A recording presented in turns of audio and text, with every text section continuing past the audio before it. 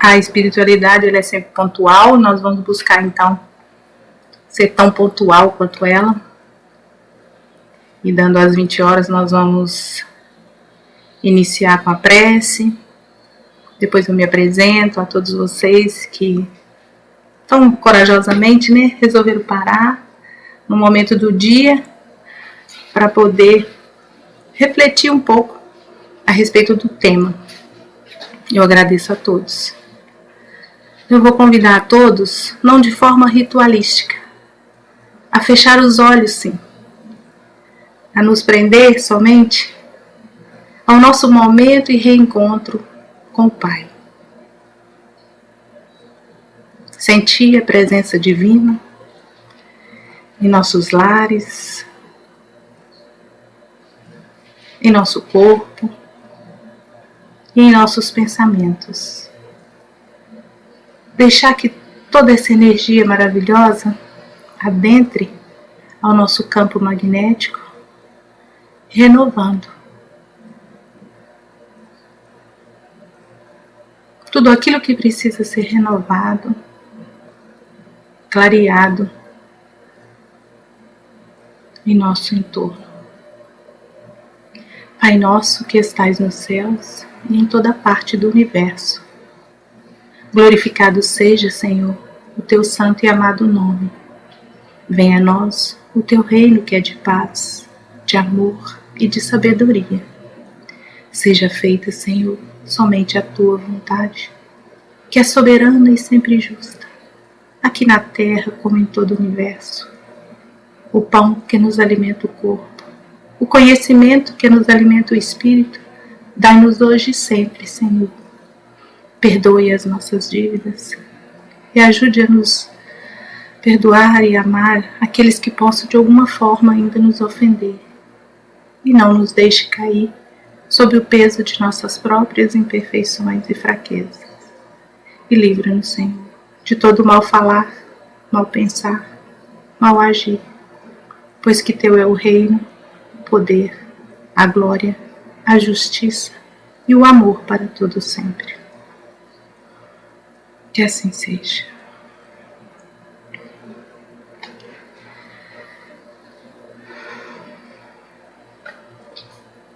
É bom falar com Jesus, né?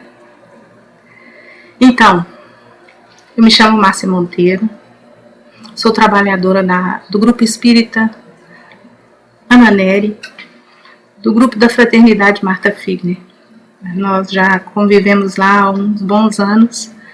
Lá eu sou evangelizadora da infância, da juventude, trabalho às vezes com as famílias e às vezes me aventuro a fazer uma palestra.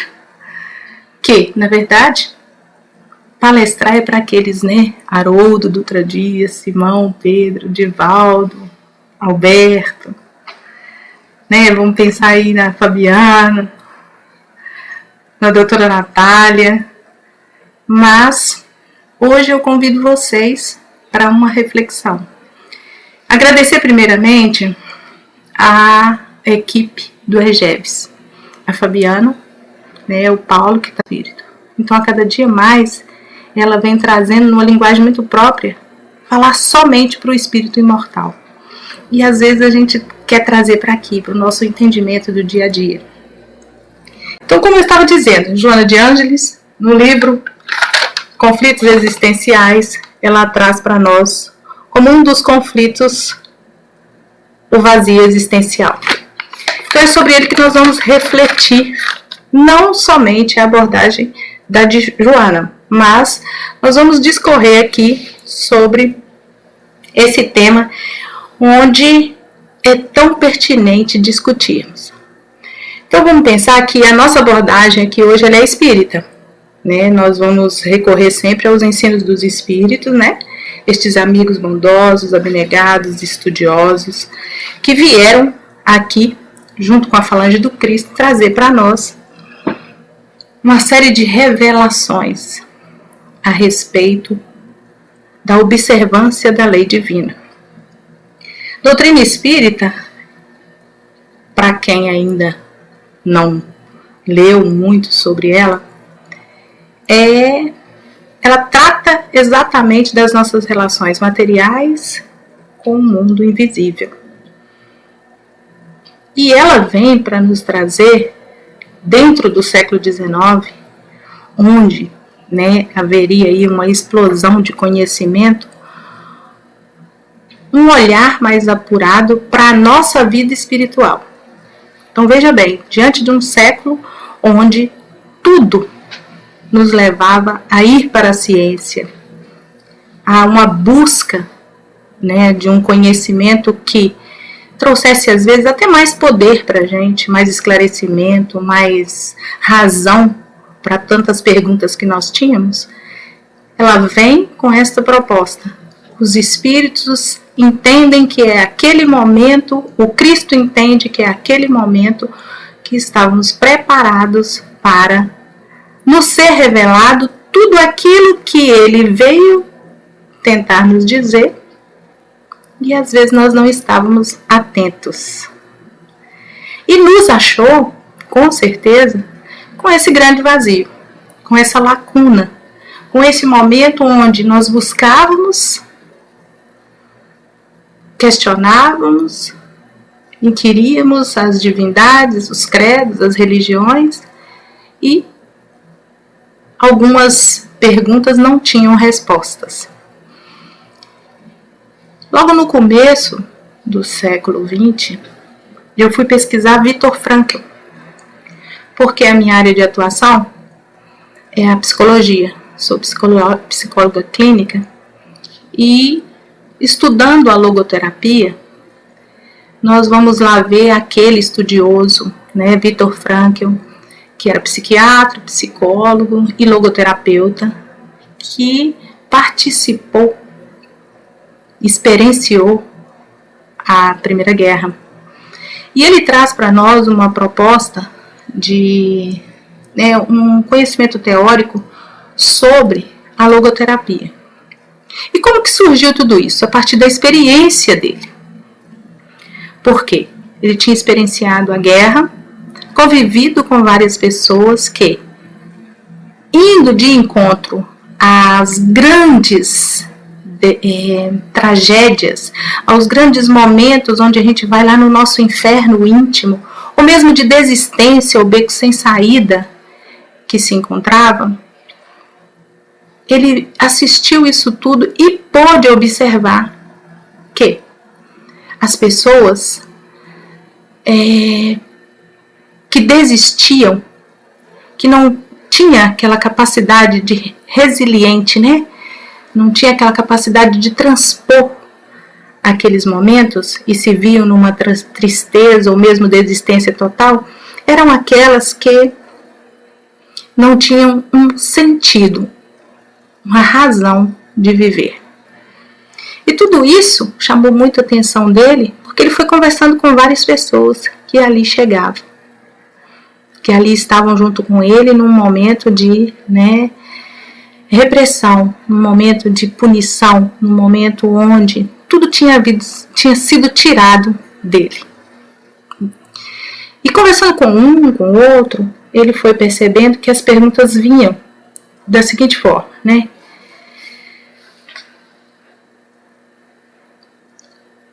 O que eu estou sentindo nesse momento? Para que vale a pena viver? Por que eu passo por tudo isso? Né? Era sempre os porquês, era sempre uma forma de inquirir, seja a divindade, seja a própria vida, o próprio contexto. Eram umas perguntas que deixavam as pessoas se sentirem cada dia mais distanciadas de uma consolação, de um conforto ou de um acolhimento. Então, Viktor Frankl traz para nós, em 1946 ele já falava, a primeira obra dele foi sobre o sentido da vida. Ele escreve lá que as pessoas, o ser humano, que não achava um sentido na própria vida, não tinham uma razão de viver. E aí ele foi discorrendo toda a escola psicológica dele de caráter multifacetado. Ela tinha um cunho existencial, humanista, teísta, conhecida hoje em dia como a psicoterapia do sentido da vida. Na verdade, o resumo que eu faço sobre a contribuição de Viktor Frankl, que com certeza é um desses trabalhadores do Cristo encarnado aqui na Terra no seu tempo, que traz para nós mais ou menos isso. Que ao conviver com todos aqueles que ali estavam tendo a mesma experiência que ele questionava para eles o que eles tinham deixado em aberto, o que eles tinham de sonho, o que eles tinham projetado, se eles já tiveram algum dia um objetivo, por onde andava o sonho deles, que eles tinham deixado para trás, até acontecer toda aquela catástrofe, aquela prisão nos campos de concentração. O que havia sido interrompido na vida deles, onde eles estavam naquele momento, para poder chegar num ponto onde eles mesmo pensassem a própria vida. Me lembro que numa história dele, ele conta que ele conversou com uma pessoa que, diante de uma conversa, ele falou, não, pensa direitinho, estava muito triste a pessoa, muito melancólica, muito desistente, pensa direitinho, o que foi que você deixou interrompido, que poderia você voltar a pensar, para poder você achar aí um rumo para sua vida, eu não sei se falava em sentido. E aí o rapaz vai e fala para ele que tinha um sonho, me parece, de ser padeiro, outro de livreiro, acho, ter uma livraria, de ter um lugar onde vendesse várias histórias, vários livros bonitos. Então assim, onde ele começou a conversar e experienciar que quando nós não temos na nossa vida algo que realmente a gente gosta ou se identifica consigo, que seja sonho, desejo, onde for, nós não vamos encontrar um sentido para viver. E isso ele traz para nós de uma forma excelente, quando eu estudei logoterapia, acredito que ficou muitos resquícios disso, quando eu trabalho na minha clínica, quando nós levamos o cliente ou paciente, como queiram chamar, a refletir sobre os seus desejos, os seus sonhos, os seus objetivos, o seu impulso para viver. Então, o que eu trouxe desta pesquisa que eu fui fazer com Viktor Frankl e a contribuição dele para o nosso tema? Que a questão não deveria ser o que eu ainda devo esperar da vida, na conversa dele. Porém, ele inverteu a pergunta. Ele traz para eles a seguinte proposta: o que a vida espera de mim? Porque se eu tinha o sonho de ter uma livraria, e eu estou aqui me impossibilitando e fechando questão, mas o que a vida espera de mim enquanto este que vai levar os livros bonitos, vai levar o conhecimento, vai levar a alegria, todo aquele que pode precisar de mim ainda. E aí ele vai criando uma certa esperança naquele lugar tão inóspito, naquela situação tão triste em que ele se encontrava. Então eu sintetizo dessa seguinte forma, que não se trata da busca de um sentido, mas na busca do sentido de toda a existência. O ser humano que para pensar no sentido maior da vida, com certeza ele vai encontrar um chão, um céu, uma crença, um valor. Dentro da doutrina espírita, Kardec, ao organizar todo aquele conhecimento que estava sendo chegado no final do século XIX, no começo do século XX, ele vem questionar aquelas mensagens que estavam chegando e ele não sabia de que parte. O que é Deus? Não é o que, é que é Deus. Por quê? Que é Deus? Porque ele não queria colocar em nenhuma instância Deus. Ele queria que aquelas vozes que chegavam de uma forma tão inteligente, porque ele era um cientista, então ele buscava compreender, né, todo o conhecimento que era chegado e que ele era convidado, ele era impulsionado a questionar que é Deus para aquela voz que vinha e que tinha um efeito inteligente. O que estava trazendo para ele? Aí quando ele pergunta que é Deus, o Espírito de verdade responde, né? Que é Deus? Inteligência suprema, causa primária de todas as coisas. E aí, a gente fica nesta questão dentro da doutrina espírita, tá? Inteligência suprema, causa primeira de todas as coisas.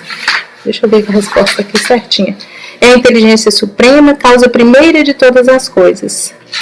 E aí Kardec vai discorrendo, que pergunta se Deus é infinito, e a espiritualidade responde que infinito seria pouco para responder, né?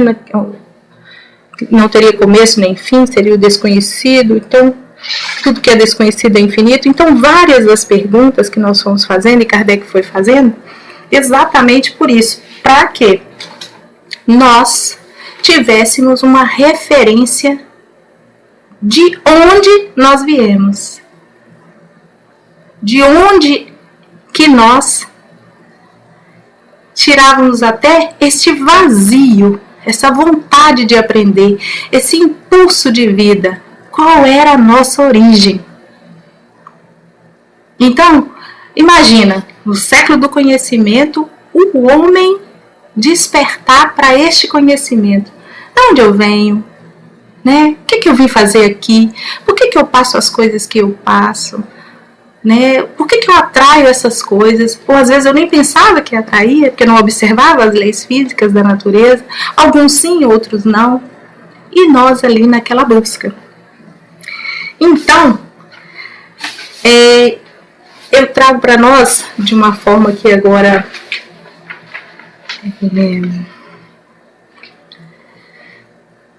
já que estamos tratando, né, a nossa abordagem é espírita, eu fui lá buscar a pergunta de Kardec, que é Deus, e logo depois ele vem trazendo até a pergunta 13, os atributos de Deus, que seria esse Deus, esse Pai amoroso, de bondade, soberanamente justo e bom. E isso foi construindo um conhecimento para nós e todos os seguidores de Kardec, para que a gente tivesse um fundamento neste questionamento nosso que chega, que é esse vazio. Então o vazio existencial, ele existe de todo sempre. O termo quem primeiro trouxe foi Viktor Frankl. Mas esse vazio não seria para nós o mesmo vazio que Bartolomeu sentiu quando questionou ao Cristo por que às vezes ele se achava tão triste e decepcionado com a humanidade? Não seria também o mesmo vazio que tantos que caminharam com o Cristo pedia a ele para resolver assim, num passe de mágica, todas as mazelas do mundo? Fui buscar lá naquele livro Boa Nova,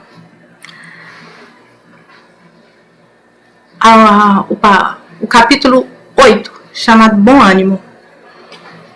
Eu fui buscar para nós a história de Bartolomeu com Cristo, porque lá conta que em uma das caminhadas do Cristo, Bartolomeu era muito ensimesmado, um rapaz muito entristecido. Nada parecido com alguns de nós que às vezes nos sentimos assim, né? Ele, mais triste, mais quieto, um espírito muito sensível. Um dia, onde estavam reunidos na casa de Pedro, todo mundo conversando, ligado aos afazeres do dia a dia, Jesus encosta em Bartolomeu e pergunta para ele, né, se ele gostaria de conversar. Ele disse: mestre, eu não saberia nem explicar o porquê das minhas tristezas e amarguras. Não sei se vocês já sentiram assim, mas às vezes a gente não sabe perguntar ou questionar esse vazio. Hã? Esse... Verdade, Bruno. Bom ânimo, né? Aí Bartolomeu pergunta, e eu achei assim, eu sei onde que, nos meus arquivos de memória, que eu não tenho muito bom, eu fui lá buscar esse bom ânimo. E aí Bartolomeu vira para Jesus e fala para ele, né? Eu não vou saber te falar de onde vêm as tristezas, as amarguras, mas o seu evangelho me enche de luz e de esperança, né? Que me leva até as alturas. Quando você me esclarece que o seu reino não é deste mundo, eu fico contente, né? Eu experimento nova coragem através das misérias, né? Que passa pela terra. Mas o que eu vejo aqui parece que obscurece as coisas mais puras. O que eu vejo por toda parte é a vitória do crime, o jogo das ambições, a colheita dos nossos desenganos. Muito parecido com o nosso tempo, né, gente? De vivência, de experiência que temos passado aqui por sobre a terra.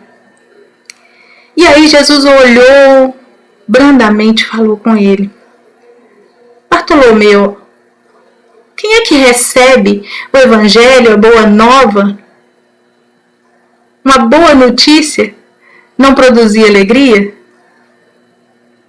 Fazes bem você conservar a sua esperança. Mas eu não quero senão acender o bom ânimo no espírito dos meus discípulos. Se eu já tive ocasião de ensinar o meu reino, que ainda não é deste mundo, isso não quer dizer que eu desdenho o trabalho de estendê-lo um dia aos corações aqui da terra. Achas então que eu teria vindo a este mundo, Bartolomeu, sem uma certeza confortadora? Que certeza é essa? Essa que nos falta e que causa esse vazio, acredito eu. Que certeza é esta que Jesus tinha e que às vezes nós não conseguimos ter? Ainda apegados a tantas situações que nos paralisam o agir, o pensar de forma diferente, o questionar as nossas crenças, observar a nossa vivência atual, observar o nosso corpo físico de uma forma, às vezes, que é adoecida. Viktor Frankl também fala que a grande neurose do século XIX era a histeria, com Freud.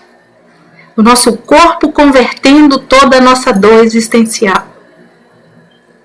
E aí ele traz para nós que a grande neurose do século XX em diante seria essa neurose chamada frustração existencial.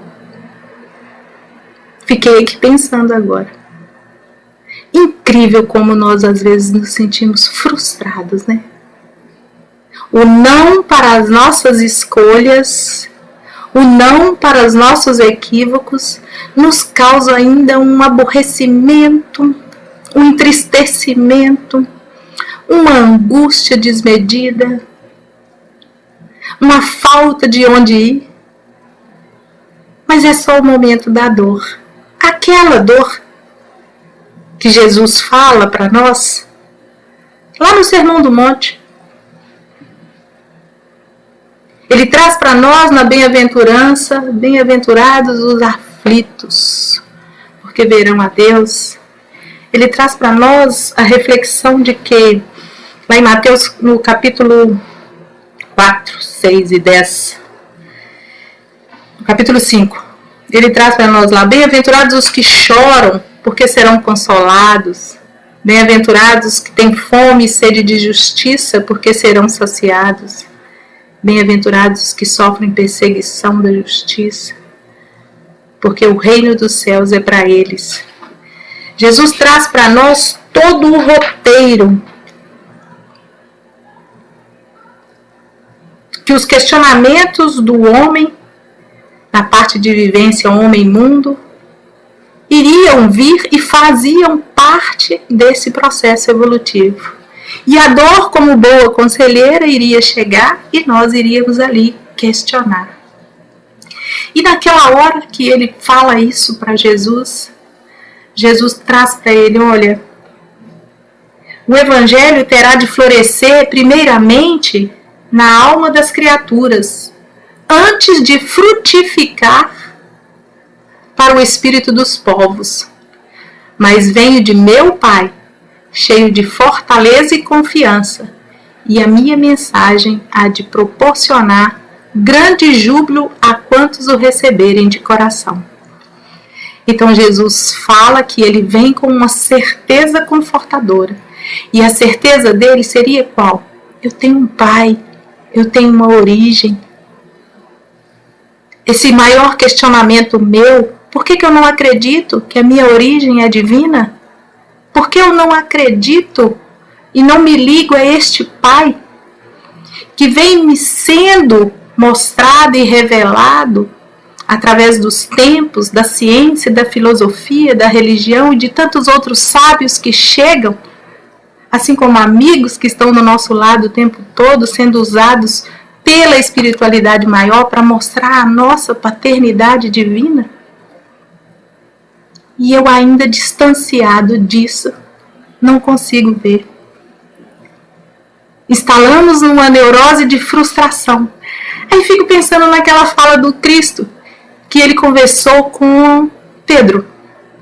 Lembram naquele momento? Também, num capítulo desse livro.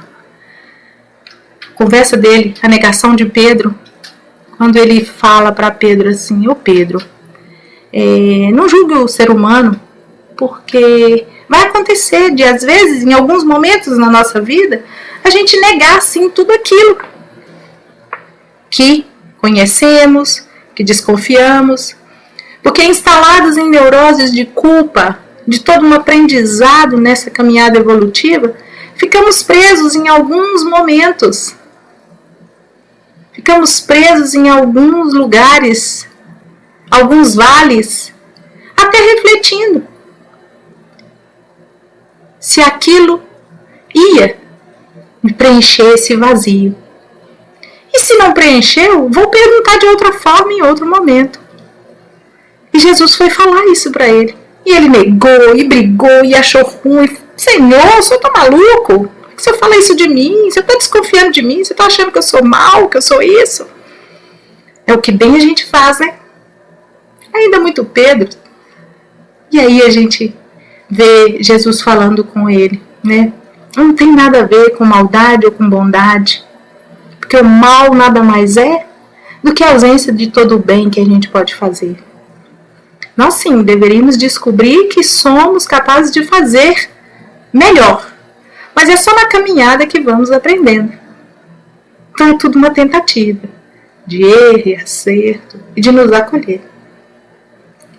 E aí ele fala para Pedro, Pedro, não fica assim triste, né? O homem na sua caminhada evolutiva, ele é mais frágil do que perverso. Então não se julgue com essa mão de ferro, não. Não se julgue com um chicote maior do que você vai aguentar a pancada. Se acolha. Para com isso, que é isso que você vai dar conta de fazer. O próprio Cristo naquela época já nos dava toda a receita de autoacolhimento, de autoamor, de cuidado, e nós distanciados ainda. Não acreditamos. Então ele fala para Bartolomeu, Bartolomeu, eu só vim aqui porque eu tinha certeza do que eu vinha fazer, que era trazer a verdade do amor de Deus por nós. A vida terrestre é uma estrada pedregosa que conduz aos braços amorosos de Deus. E o trabalho, Bartolomeu, é a marcha. Embora poucos de nós entendam o que é o trabalho. Segundo o Livro dos Espíritos, trabalho é toda ocupação útil. Já tem 160 e poucos anos que Kardec perguntou lá ao Espírito de verdade. E a gente lê e todo dia pega o chicote e bate nas nossas costas. Não estou fazendo, não estou trabalhando, estou inaproveitado. Olha aí, instalado em nós ainda um não, uma pirraça, uma teimosia. A luta comum é a caminhada de cada dia. Os instantes deliciosos da manhã e as horas noturnas de serenidade serão o nosso repouso. Mas ouve-me bem, na atividade ou no descanso físico, a oportunidade de uma hora, de uma leve ação, de uma palavra humilde, é o convite de nosso Pai para que semeemos as suas bênçãos sacrossantas. Olha a conversa do Cristo com Bartolomeu. Observa as coisas simples, Bartolomeu. A luta comum é a caminhada do dia. Observa a caminhada, observa o seu modo de caminhar.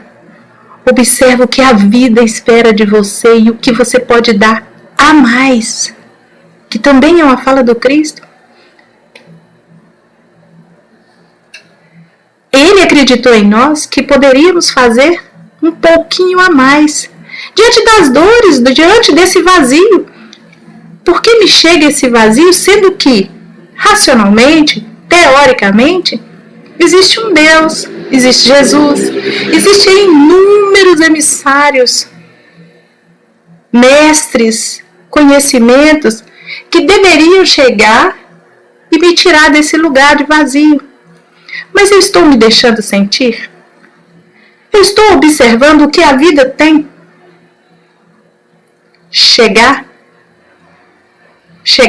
O que a vida tem me mostrado? Se de repente chega e na vida, eu, de uma forma ou de outra, não aceito aquela porta que foi batida na minha cara, né? E aí, não aceitando, me emburro pra cá e vou falar mal daquele que bateu a porta na minha cara. Mas não parei para pensar por que aquela porta chegou ali. O que de mim saiu? O que de mim, né, nesse trabalho, dessa luta comum, eu tenho feito para que eu tenha chegado a este momento? É analisar as oportunidades de aprendizado. É deitar à noite na cama e nos ocupar do descanso físico, sim, nos desligar daquilo que cansa a nossa mente, o nosso corpo. Porque o que eu vejo é assim, a gente deita e traz o celular, né? Traz o celular e eu acho ali que eu tenho que trabalhar tudo que eu não dei conta durante o dia, durante o mês, durante o ano, e vou enchendo meu HD de uma série de informações que depois eu não consigo acessar nenhuma, e vou ali seguindo sem cumprir aquilo a que eu vim fazer. Então ele traz para nós essa proposta, né? Em geral, os homens abusam desse ensejo precioso para anteporem a vontade de Deus, que é perfeita, e perturbamos a nossa própria marcha.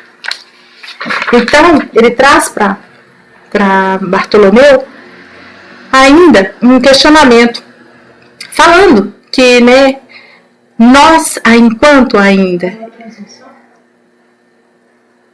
Não, aqui não está falando isso não. Parou a transmissão, gente?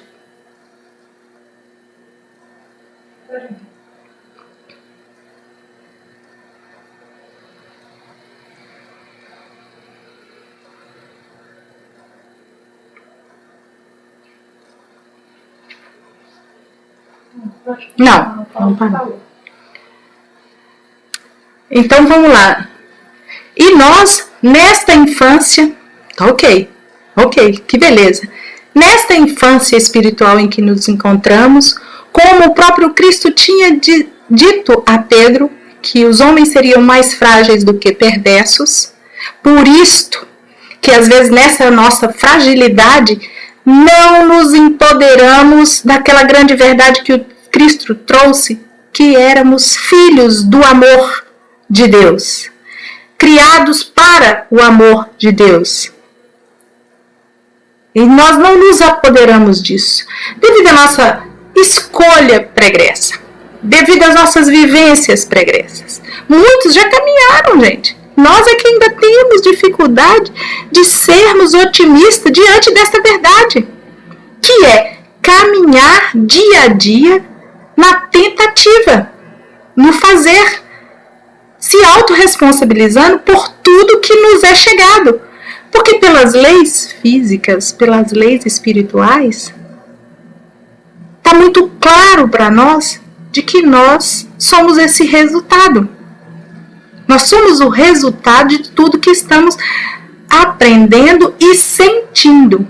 E aí Jesus fala, na obcecação de querer que a vontade própria, que o meu desejo pueril, infantil, egocêntrico, até egoísta, seja feita a nossa vontade,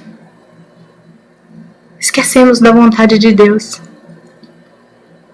E aí estamos sofrendo os transtornos, as neuroses de todo tipo, distanciando do bem-estar que deveríamos estar sentindo no lugar desse vazio maior que acomete todo o meu ser e eu não consigo fazer as pazes nem comigo. Imagina conviver com o outro num momento de pandemia. Vamos pensar nisso, gente. Olha a misericórdia divina nos convidando a realmente convivermos,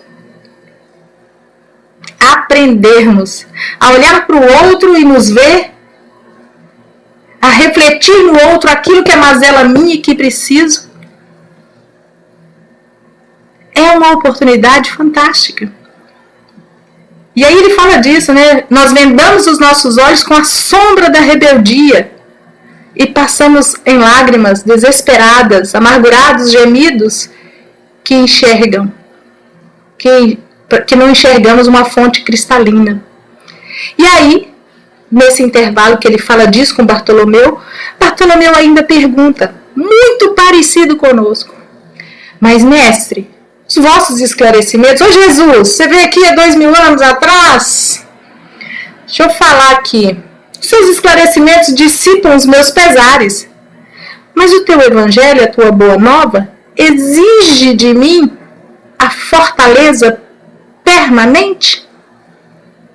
Jesus quer de nós que nós sejamos super espíritos superiores e que demos conta de tudo a tempo e a hora?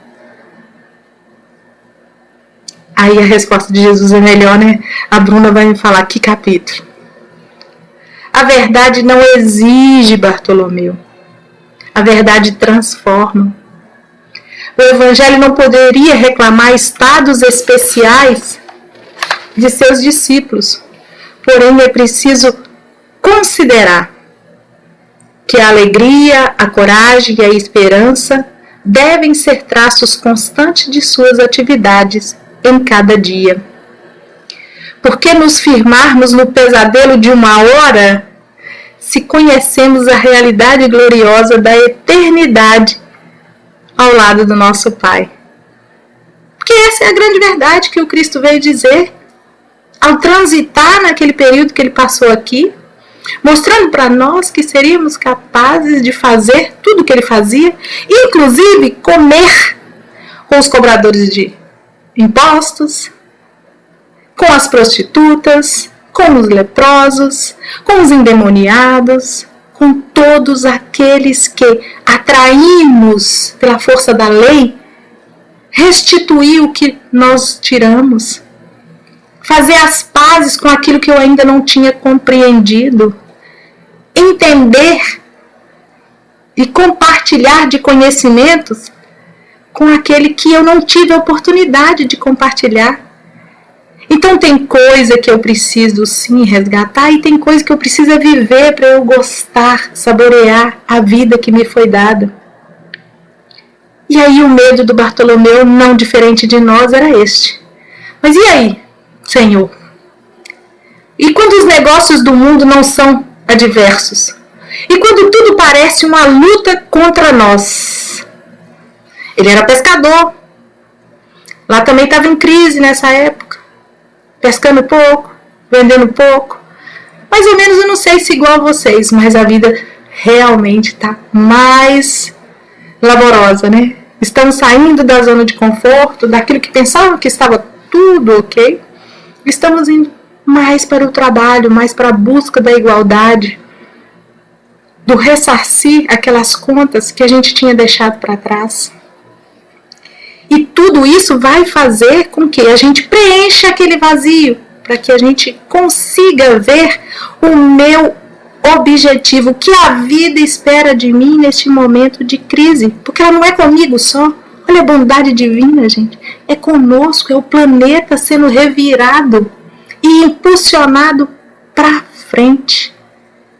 Eu fico pensando que Jesus acredita muito em nós, né? Jesus é um irmão, um amigo, sabe, desses que eu sei que vocês têm aí, esses que a gente olha para ele assim, dá vontade de abraçar, e a pandemia não deixa, né? Dá vontade de dar um aconchego, uma fungada no cafuné, mas esse é Jesus que está o tempo todo conosco, nos observando e chamando a nossa atenção. A vida espera muito de nós. Aí ele pergunta desse jeito, e os negócios? Aí Jesus responde, qual o melhor negócio do mundo, Bartolomeu? Será a aventura que se efetua a peso de ouro?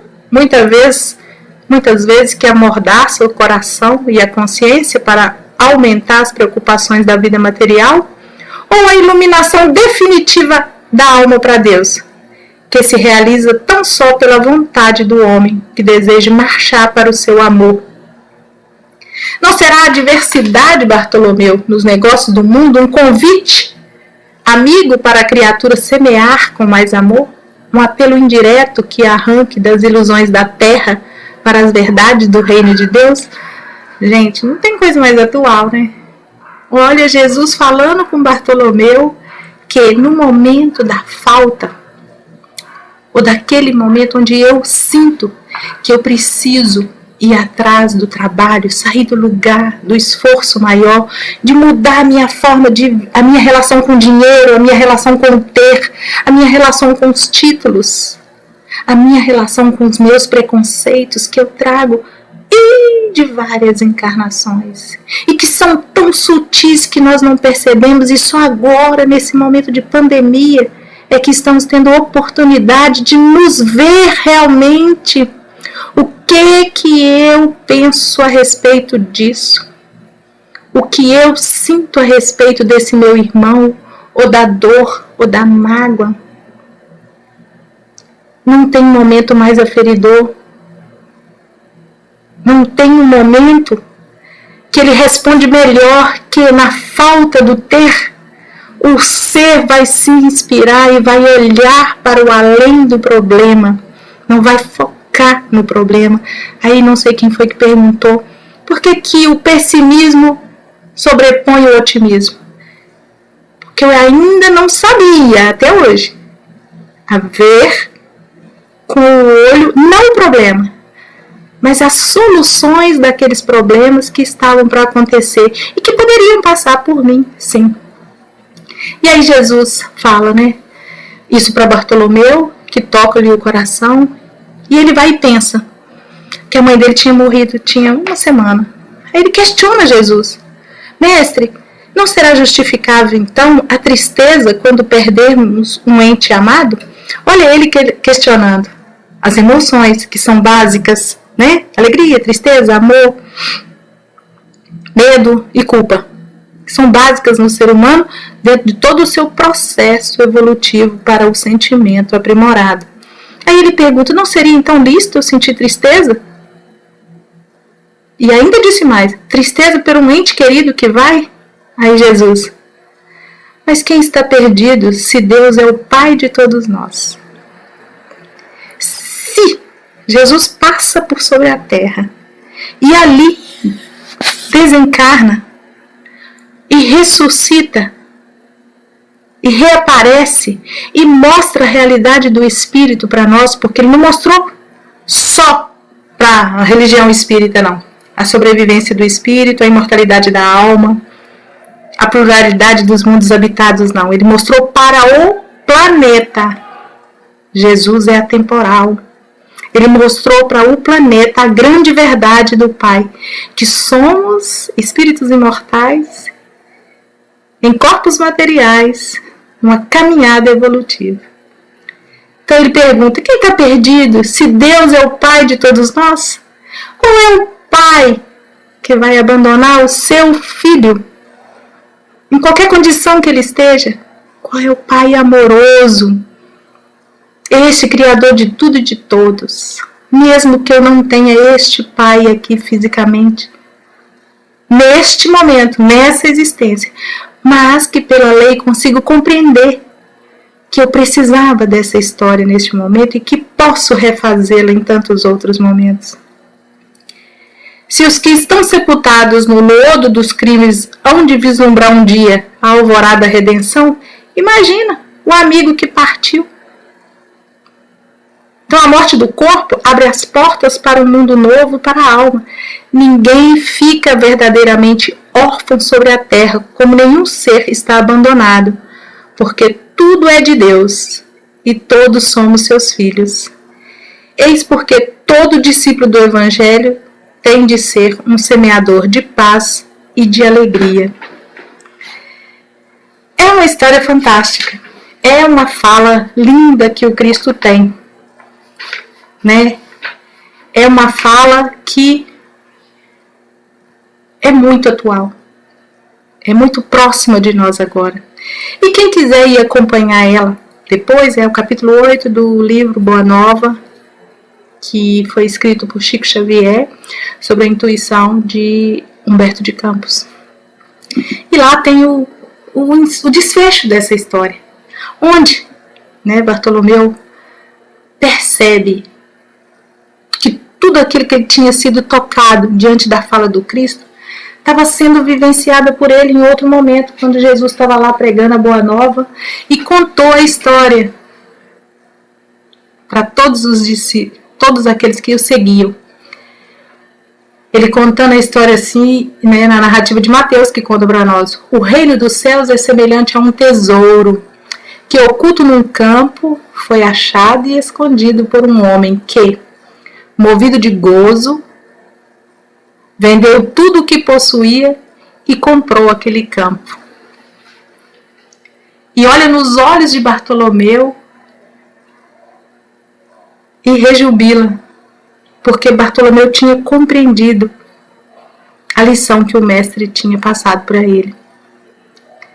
Que o ter não vai preencher o vazio que nós sentimos, mas o ser, aquele que aduba o seu campo, que cuida do seu campo, que até na hora de cavar a terra, cuida com carinho, cuidado, com o amor que Deus tem por nós, com certeza vai florescer e dar frutos 100 por 1. Ele tinha compreendido que esse vender tudo era eu realmente me entregar à sabedoria do Mestre, que vem e nos tira, há mais de 2000 anos, dessa condição de criaturas e nos tornamos filhos. Filhos amados de um Deus que, com todos os sofrimentos que a gente passa, que são consequências daquilo que nós equivocamos no passado, devem nos servir de advertência e experiência, somente para aprender a diferença entre o bem e o mal. E aprendendo essa diferença entre o bem e o mal, olha que legal, está lá em Causas Atuais das Aflições, no capítulo 5 do Evangelho segundo o Espiritismo. E somente nós percebendo essa diferença entre o bem e o mal, por quê? O bem é tudo aquilo que obedece às leis de Deus, de respeito, de amor, de caridade, de tudo. O mal é a ausência delas. E somente então, neste sofrimento que eu sinto nesse vazio que eu sinto, nesse conflito que eu sinto, é que eu vou perceber que algo não está bem. Eu não estou fazendo tudo o que eu podia. Então, aí eu vejo a diferença.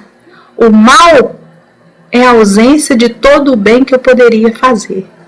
E aí eu vou perceber que preciso fazer escolhas melhores no meu futuro, para que eu não desgoste da vida e não perca o sentido dela. E aprenda todo o bem que eu posso fazer. Até mais.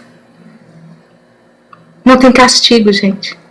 E sim aperfeiçoamento e transformação, como o próprio Cristo disse.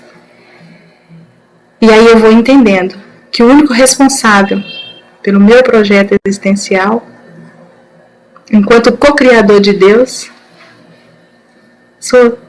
eu sou responsável por ele.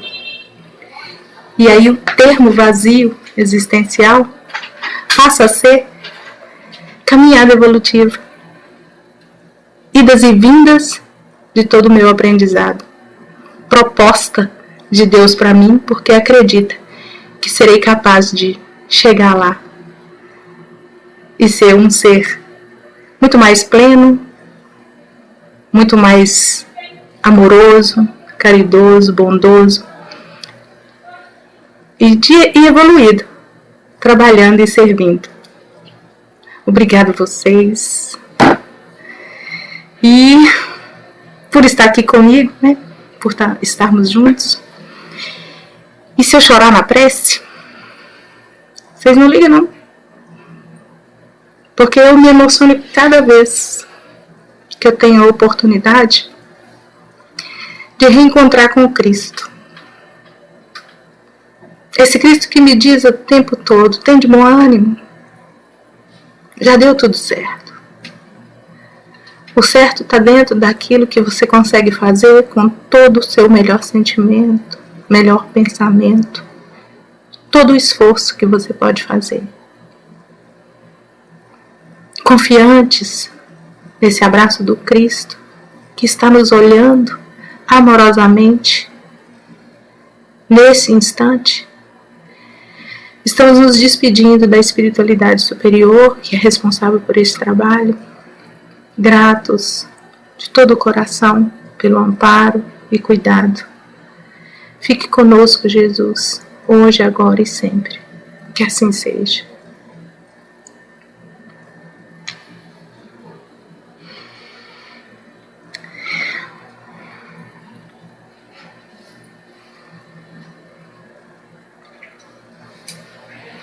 Agora podemos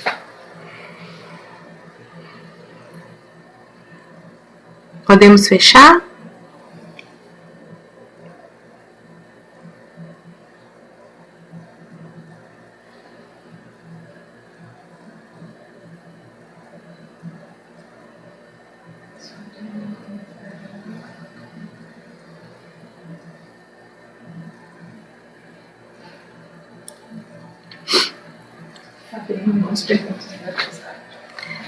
Vou aqui tentar responder alguma. Lê pra mim. Sou chorona mesmo, viu, gente? Vai ser o próximo. Márcia, por que os pensamentos negativos parecem dominar mais nossa consciência? Parece que a batalha entre o otimismo e o pessimismo leva uma certa vantagem. Então vamos pensar, Paulo, que devido à nossa condição evolutiva, eventualmente vamos, às vezes, em alguns momentos, sentir que o mal sobrepõe o bem dos nossos pensamentos. Mas é o que nós estamos dando conta ainda, né? Jesus disse ali que por que ainda nós ficamos relembrando o pesadelo, que é só uma horinha, e não colocamos no lugar de todo esse pesadelo, essa angústia, essa taquicardia, essas fobias, esses transtornos, nós não escolhemos nos acolher. Passa muito pela crença. Nós temos crenças ainda, Paulo, muito arraigadas, que limitam o ser humano a não se autoacolher, a não se autoamar. E aí essas crenças vão nos deixando distanciados desse amor que está aí à nossa disposição, que basta eu me elevar um pouquinho, não é assim? Diante de um processo obsessivo, e que eu noto que aquele irmão caminha comigo todos os dias quando eu vou dormir, e ele vem e me amedronta, me deixa triste, aí eu acordo no meio da noite, suado, cansado de fugir. Mas eu me preparei para dormir e não mais ter aquele encontro. Eu me preparei para que eu encontrasse aquele amigo numa condição melhor, onde eu estivesse num lugar, numa vibração mais elevada, que eu pudesse dar conta de conversar e acolher com ele e fazer tudo aquilo que eu já dou conta. Se eu não dou, eu tenho que começar do pequeno, das pequenas atitudes, não é? Eu não tenho essa crença ainda formada em mim, de que somente se eu parar e conversar com aquele que me persegue ou aquilo que me deixa mal, é que eu vou compreender o que está acontecendo. A melhor conversa é conosco. O melhor momento que devemos ter é conosco. É nessa hora, diante dos fatos que vem acontecendo, diante de tudo que vem me acontecendo, por que eu estou passando por essa situação de novo? Não seria porque eu ainda não aprendi o que eu preciso aprender diante desse fato? Vamos colocar inúmeras situações da vida, relacionamento afetivo, profissional, financeiro, sei lá. Vamos colocar inúmeras coisas. Não sei se eu te respondi. Mas o pessimismo ainda é um comportamento aprendido por nós devido às nossas crenças de que éramos os banidos do paraíso. Éramos aqueles que pecamos, erramos o alvo e não tinha chance de retornar, não. Hoje o Cristo vem e nos tira dali. Olha, são filhos do amor, a comunhão com Deus é feita da parte daqui para lá, de lá para cá. De lá para cá, só vamos ver se a gente aceitar. Então o telefone toca de lá para cá. Eu estou pronto para atender ou ainda estou na caminhada de me punir, me segregar e me sentir ainda inferior e diferente do outro? Está na condição. Estamos ainda transitando, né? Nesse momento ainda de egoísmo. Mas posso, às vezes, tentar fazer diferente. E de tanto tentar, pode ser que eu pare de pecar, errar o alvo e conseguir fazer de uma forma diferente. Qual é a outra? Não tem mais pergunta? Ok, muito bem. Então tá, foi respondida. E agora então nós vamos fazer o convite para que vocês assistam no dia 21, Depressão, Doença da Alma, com José Francisco e a Jeane, viu? Lá de Ipatinga. Dia 28/6 vamos falar sobre vícios, o José Francisco e a Jeane também. E dia 5/7, a Delane, a esposa do Igor, né, vai falar sobre aborto. Então vocês não percam os próximos eventos que vão ter aí. E vocês vão desculpando alguma, né, fala às vezes equivocada, vocês me corrijam e vamos trabalhando aqui. Tem qual o papel dos amigos nesse trabalho, né? O Alessandro aqui pergunta para nós. Os amigos. Levanta o dedo aí quem tem amigo. Eu aposto que todo mundo nas suas casas, nos seus fones, nos seus, né, lugares aí de conforto, estão aí reconhecendo que o papel dos amigos é fundamental. O próprio Cristo, Alessandro, quando ele veio à Terra, ele disse simplesmente assim: não vos chamo de servo, porque julgavam que ele era o rei que vinha para implantar o seu reino aqui na Terra. E ele quebra o paradigma e fala: o reino maior do meu Pai, o reino dos céus, está aí dentro de você. Não sou eu o rei. O rei é Deus. Bondoso é Deus.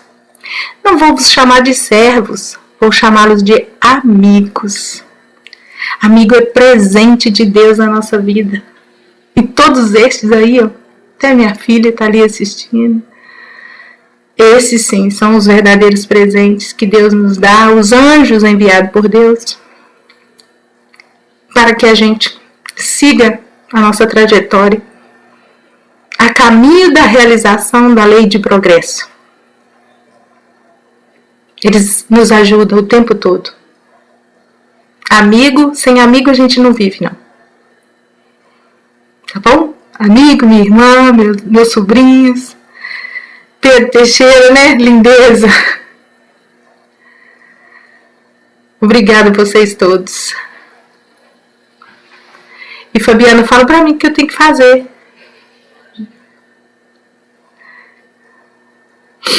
Aí, vocês ficam fazendo a Tia Márcia chorar. Tia Márcia não teve ERG esse ano, então ela tá precisando chorar em algum lugar. Então, boa noite a vocês. Muita paz. Que Jesus seja a companhia constante de vocês, porque com certeza é a minha. Obrigada a vocês. Tchau.